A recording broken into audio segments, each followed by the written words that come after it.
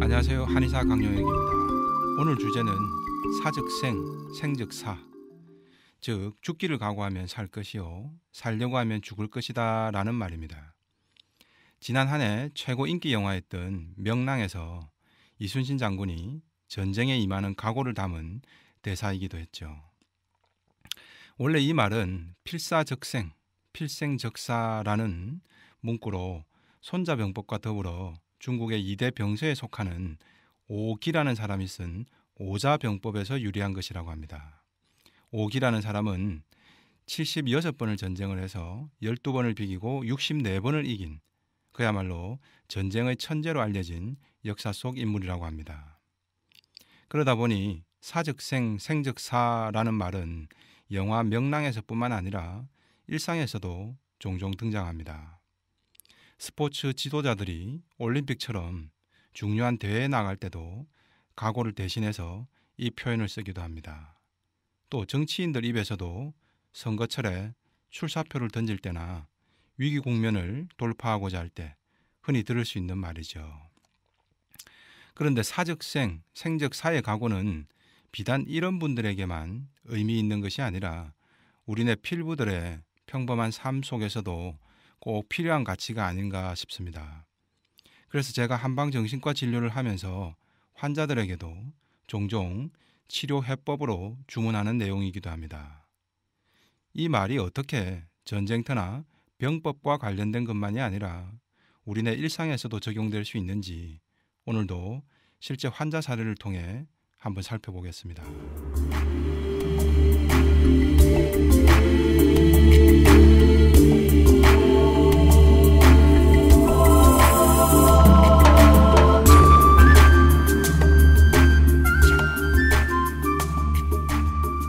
1년 이상 지속된 만성 두통으로 내원한 부부의 사례입니다. 당연히 큰 병원에 들러서 혹시 머리에 이상이 있진 않나 해서 MRI 촬영도 했지만 아무 이상이 없었습니다. 진통제를 매일같이 먹어보지만 효과는 없었고 어느 날부터는 양팔의 피부가 따끔따끔하더니 관절과 살갗이 아린 증상까지 나타났습니다. 병원에서는 팔이 아프고 저리기도 하니까 이건 목 디스크에서 나타날 수도 있겠다 해서 목 디스크 검사도 했지만 아무 이상이 없었습니다. 게다가 팔이 아리니까 건전도 검사도 했는데 아무런 원인을 찾을 수가 없었답니다. 현대의학적으로 검사해 볼 만한 것은 다 해봤는데도 아무 원인이 없는데 왜 이 아내분은 도대체 계속 아픈 것일까요? 상담 결과 시아버지와의 갈등 때문에 빚어진 일종의 신체화 증상, 즉 화병 때문이었습니다. 환자분은 시아버지 때문에 결혼 초부터 심한 소가리를 해왔답니다. 결혼 전에 결혼 성낙을 받으러 갔더니 시아버지는 우리 아들은 전문직인데 며느리감은 전문직도 아니다 라면서 단박에 거절을 했다고 합니다.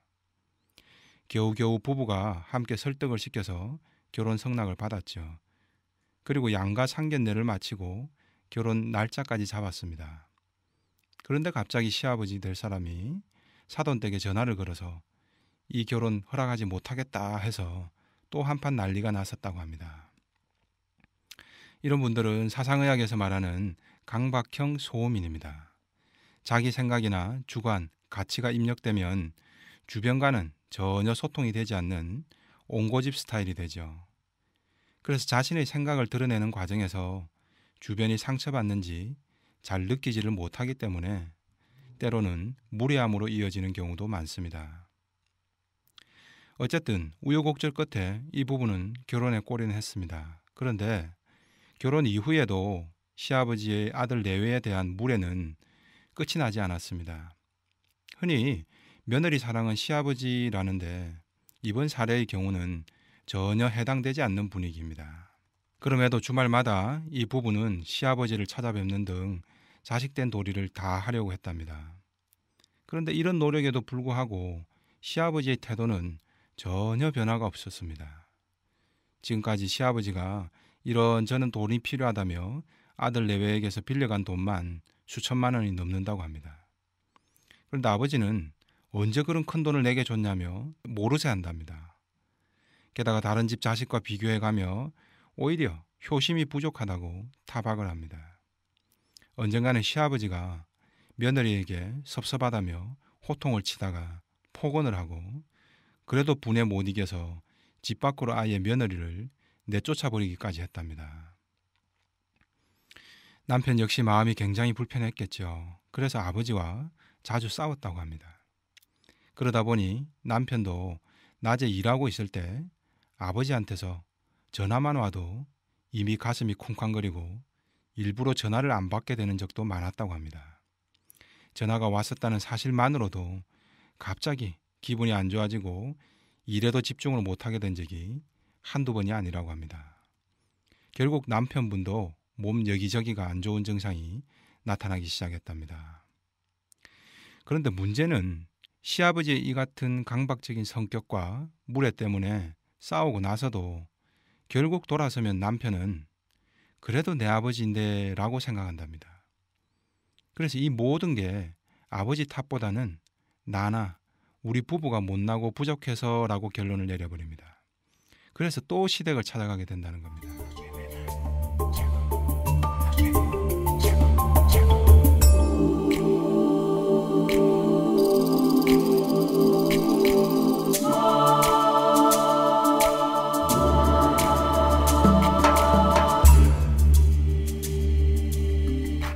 남편분의 경우가 바로 사상의학에서 말하는 소음인의 재심입니다. 소음인은 같은 편, 다른 편을 나누고 내 편에 대해서는 다시 위아래 서열을 확실하게 나누려는 심리가 강합니다. 그래서 나보다 윗사람, 어른, 선배라면 비록 상대가 나에게 무례하게 나와도 그걸 무례라고 잘 못 느끼거나 다 참고 견디려고만 하는 경향이 강해지죠. 그러나 이는 예가 아니라 맹종으로 봐야 합니다. 1년의 과정에서 아내는 괄괄한 성품에 시아버지에게 상처받는 일이 한두 번이 아니었겠죠. 당연히 이를 남편에게 하소연도 했겠죠. 그런데 남편은 이미 소음인의 재심이 강해져 버린 상황입니다. 그래서 그래도 아버지인데 어쩌냐, 네가 좀 참아라. 우리 어머니는 평생을 저런 아버지에게 맞춰가며 살아왔는데 너는 일주일에 고작 한 번 보는 건데 너무 심한 거 아니냐는 식이 되어버렸답니다. 아내는 시아버지 일로도 힘든데 다시 시아버지 문제로 남편과 또 싸우게 되니까 2중 3중으로 더 힘들었던 거죠. 그리고 이런 일이 반복되다 보니까 결국은 아내는 자신의 부정적인 정서를 억압하고 참아버리는 쪽으로 마음을 먹은 겁니다. 왜냐하면 남편에게 말해봐도 남편이 공감을 해주거나 해결책을 제시를 못 해주니까 말이죠. 그래서 매번 참는 방식으로만 문제를 넘어가기를 반복해 온 것입니다. 그러나 이 같은 부정적인 정서는 어떻게든 우리 무의식에서 뛰쳐나와서 겉으로 드러나려는 속성을 갖고 있습니다. 억압하는 것도 한계치에 도달하게 되고 결국 어디론가 배출구를 못 찾게 되면 신체 언어로 표현될 수밖에 없습니다. 이것이 바로 화병이나 공황장애, 우울증 등으로 이어지게 됩니다. 그런데도 남편은 그래도 마지막에 우리 아버지가 결혼을 허락해 주시지 않았냐, 아버지에게 늘 그 점을 감사하게 생각한다고 말합니다. 아내도 이런 남편을 보면서 이제는 남편 성정이 너무 착해서 그런 것 같다. 저런 남편을 만난 것도 다 내 복이다 라면서 내 마음을 다스리려고 했다고 말합니다. 그러나 과연 이들이 정말 착한 사람들일까요? 아니면 모진 사람들일까요? 착하게 살았다면 병은 오지 않아야 합니다. 병이 생겼다는 것은 어떤 식으로든 모질게 살았기 때문이죠. 정리하자면 시아버지는 아들과 며느리에게 매우 무례합니다. 그리고 자신의 욕구 불만 등을 며느리나 자식에게 심한 투사를 반복해왔죠. 그런데도 아들과 며느리 내외는 이를 그대로 수용만 해온 식입니다. 이는 마치 장마철에 논에 가서 물을 더 뿌려주는 식입니다. 가뭄에 물을 뿌려주는 것은 선한 행동, 즉 착한 것이지만 장마철인데 물이 흥건한데 여기에 물을 더 뿌려주고 있으면 이건 결코 착한 것이 아니라 모질고 악한 것이 되는 것이겠죠. 결국 아내분이 아무리 내 남편이 착해서 그런 거야 라고 마음을 다스려 보려고 하지만 그게 마음이 잘 안 다스려지는 거죠. 왜냐하면 자기 합리화에 불과하기 때문입니다. 시아버지의 계속된 무례를 감당하기가 쉽지 않은 겁니다. 아무리 합리화를 해봐도 무의식에서는 분노가 솟구치고 그를 다스릴 방법이 없었던 겁니다. 하지만 이런 강팍한 시아버지를 대상으로 감히 여린 아내가 혼자서 불만을 당당히 표현할 그런 상황은 못 되겠죠. 남편이 이미 아버지에 대해서는 재심이 강해져서 꼼짝 못하는 식이 되다 보니 아내와 자신이 참는 것 외에는 별다른 도리가 없다고 생각한 겁니다. 그런데 어쩝니까? 아내는 원인도 모른 채 계속 몸 여기저기가 아프고 남편 자신도 여기저기 아픈 고통이 심해져만 갑니다. 과연 아내의 두통과 질병은 왜 생긴 것일까요? 결론부터 말하자면 아내와 남편 그리고 시아버지 모두 착하지 못해서 생긴 병이죠. 언뜻 우리가 이런 이야기를 들으면 참 그 집 며느리나 아들은 착하다라고 말하기 쉽지만 선현들이 말한 선악의 개념에서 보면 결코 착한 것이 아니라 모질고 악한 것입니다.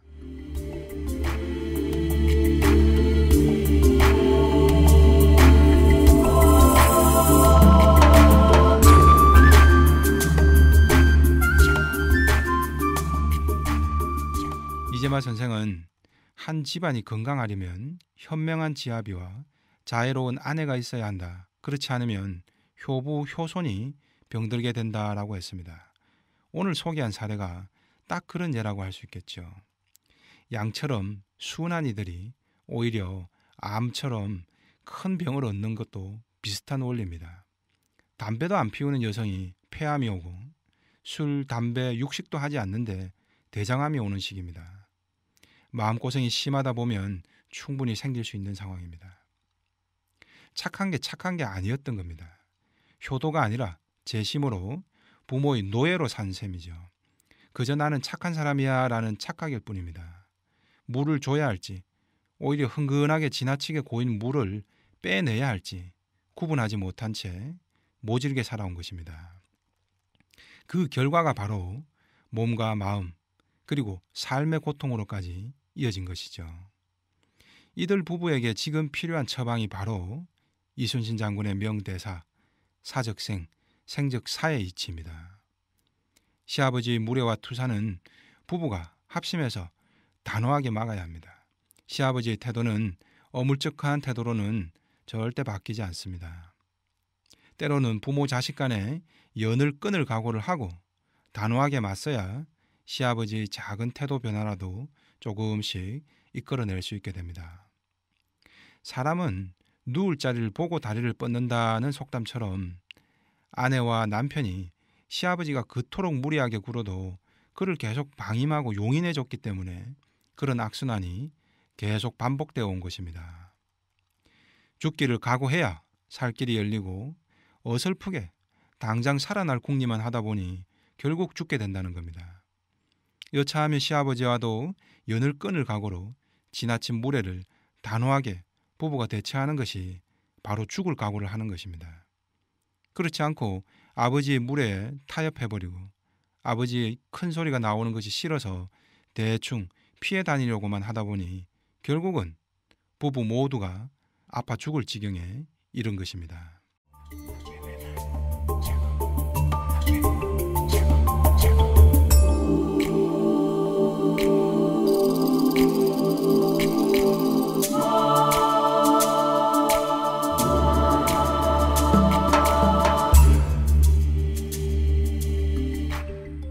내 인생의 주인으로 그 누구에게도 휘둘리지 않고 부부가 가족의 중심이 되는 것이 진정 착하게 사는 길입니다.